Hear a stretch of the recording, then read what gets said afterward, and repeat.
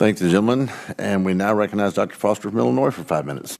Thank you, Mr. Chairman, and thank you to our witnesses. Maybe I'd like to switch over to some sort of high-level direction that you need from Congress and the American people to think about your specifications for what you want the grid to accomplish in terms of reliability. Because there are, people can be concerned about outages that are temporary, outages that, the tail risk of having an outage of 6 months or longer that can happen in some disaster scenarios. Insurance against that tail risk costs money. And there is a trade-off that everyone in life and everyone in business faces as to how much we're willing to spend to reduce tail risks. How much spare inventory of different components we need to have on hand, things like that. And so, do you feel that you have adequate high-level guidance from Congress and the American people about what the specs you're shooting for, or do you think we need a wider discussion of that and related issues?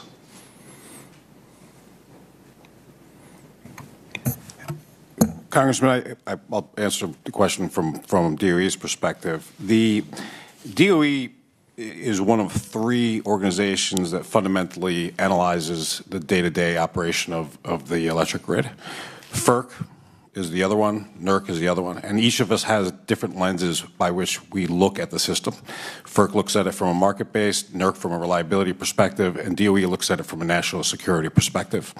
So from a national security perspective, the day-to-day reliability is not really something that we take a look at. Obviously, it's important. We contribute to it. We make R&D investments where it makes sense. But we also look at those investments from how they can be utilized from a national security standpoint.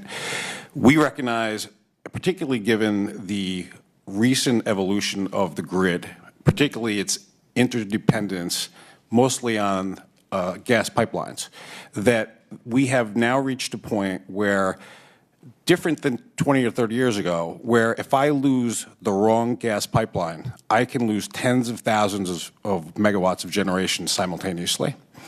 And that simultaneous loss of all those generators can then have deleterious effects through, cascading frequency loss, as you well know as a physicist.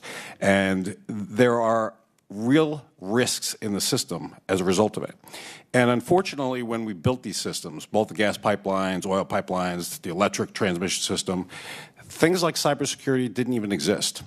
And the word domestic terrorism was probably not even coined yet. But today, we deal with very significant risk every day. And while some may say it's a low probability, we deal with tens of thousands of cyber intrusions on a daily basis.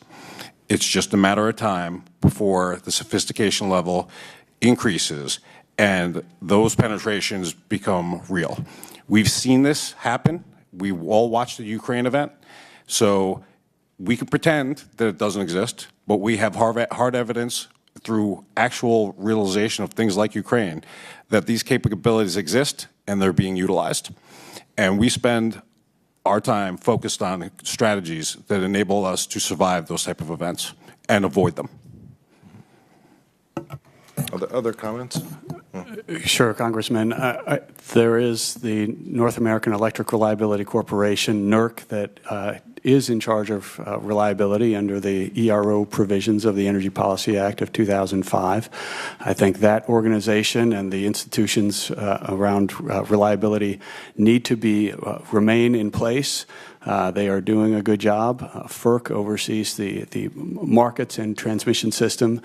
Their role needs to be respected. I think what we're seeing with this presidential directive is, under the guise of national security, a nationalization of the electric system, which would be extremely damaging for the investment, the private investment that the industry currently relies on for all of the reliability and efficiencies that we get out of this power system. Yeah, well, yeah, there's a tough situation where if, for example, one state decides that for their own purposes they want to subsidize a class of electrical generation, and then if you're in a multi-state interconnected grid, that looks like dumping that will force, other states' generation stations to close. And so this is a complex set of problems, because one state's, necessary subsidy for some purpose is another, it's protectionism viewed from other states. And trying to understand how we, as nationally, deal with those misaligned incentives between the states, and not have the federal government come in with yet a third set of misaligned incentives for their own political reasons, it will be an ongoing challenge. And let's see, I have now negative 19 seconds, so I'll yield back.